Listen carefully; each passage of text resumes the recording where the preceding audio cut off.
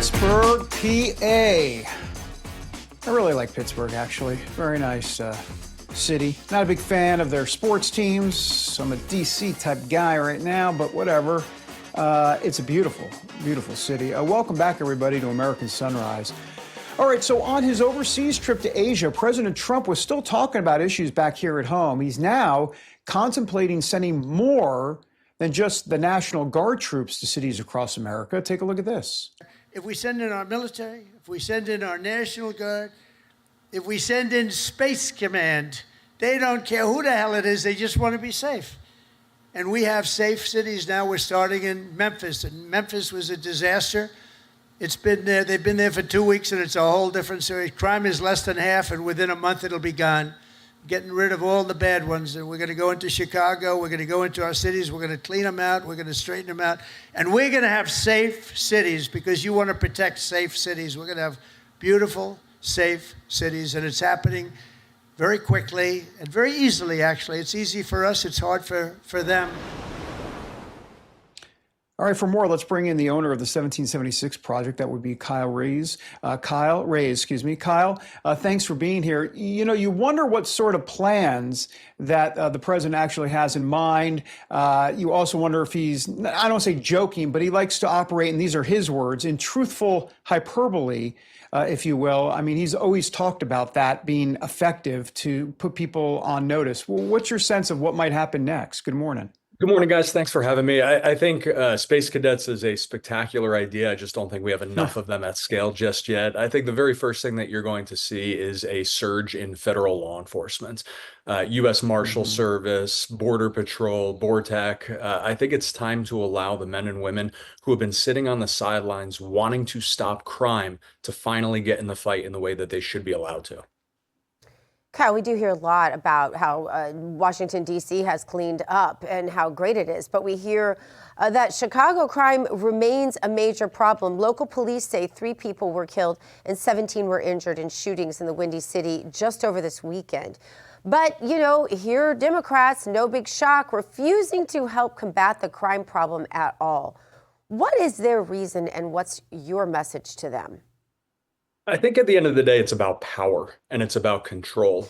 We could talk crime stats all day long, but what those crime stats tend to miss out on is the 3-year-old that got shot and killed, is the parent or the grandmother that lost a child due to the senseless violence, men and women who are standing up, who are historically Democrats and declaring enough is enough in this city. I don't care about politics. I care about my kids.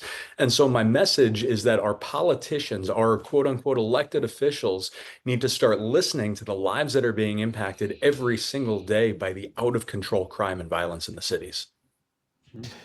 Kyle, you know, as I'm listening to you, I largely agree with you, and I think many Americans agree that it's about quality of life. But President Trump, let's just be honest, has kind of changed the paradigm as it relates to keeping our cities safe.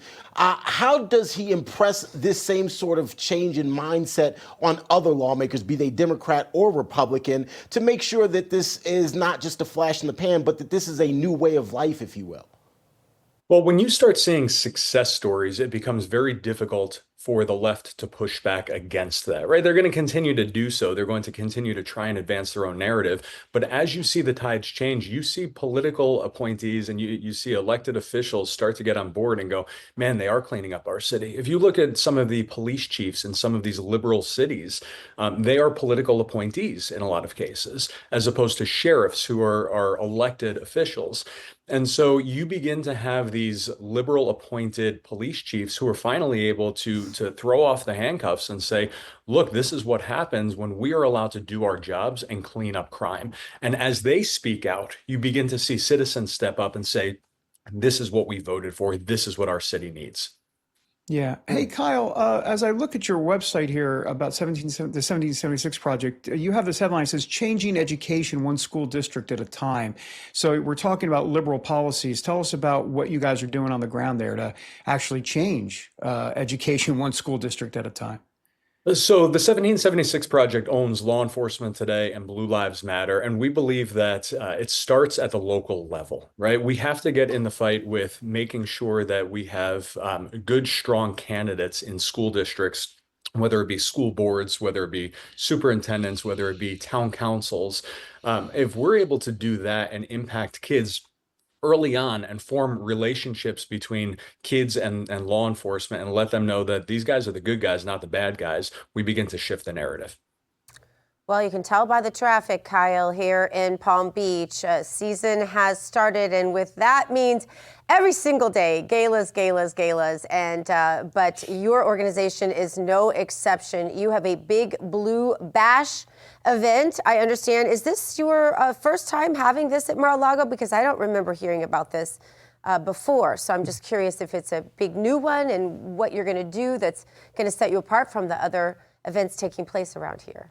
Yeah, absolutely. Nothing like this has ever been done at Mar-a-Lago. The Big Blue Bash takes place on Veterans Day. We are presenting awards to the heads of federal agencies and to high-profile veterans and pro-police celebrities. So we have everybody from, we've got DHS Secretary Noam and Border Czar Tom Homan and ICE Director Todd Lyons.